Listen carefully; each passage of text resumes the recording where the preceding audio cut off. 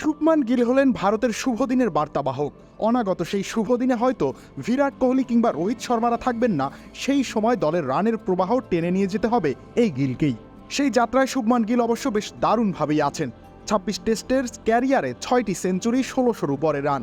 ২০২৪ সালে তিনি আরও এক কাঠি সরেস, শেষ ৯ ইনিংসে গড় ৬০-এর উপরে। এই বছর তার ৩টি সেঞ্চুরি আর ২টি হাফ সেঞ্চুরি। ধারাভাষ্য থেকেও বারবার বলা হচ্ছিল শুভমান এখন মাইন্ডসেটে বেশ পরিপক্ক, খেলতে জানেন দলের চাহিদা ও দলের মেজাজ বুঝে। বাংলাদেশের বিপক্ষে প্রথম ইনিংসে ডাক মারার পর দ্বিতীয় ইনিংসে গিল পুরো অন্য এক মানব। সুশাসন, সুদৃঢ় আর্থিক ভিত্তি, সুচিন্তা, সবার জন্য সিটি ব্যাংকই ভরসা। ঋষভ পান্তের সাথে জুটি গড়ার পথে তিনি একটু ম্লানি ছিলেন, কারণ ওই যে মাইন্ডসেট। পান্ত ওয়ানডে মেজাজে খেলে গেছেন, এই অবস্থায় গিলও সেই পথে হাঁটেননি। তিনি উইকেট আগলে রেখে যোগ্য সঙ্গ দিয়ে গেছেন পান্তকে। বিশেষ করে দলের দ্বিতীয় ইনিংসে রীতিমতো মাস্টার হয়ে উঠেছেন গিল।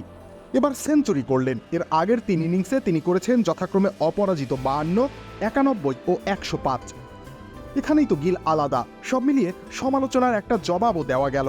শুভমান গিল নাকি ওভার রেটেড কিংবা ওভার হাইপ। নিন্দুকেরা এই কথা বলে থাকেন প্রায়।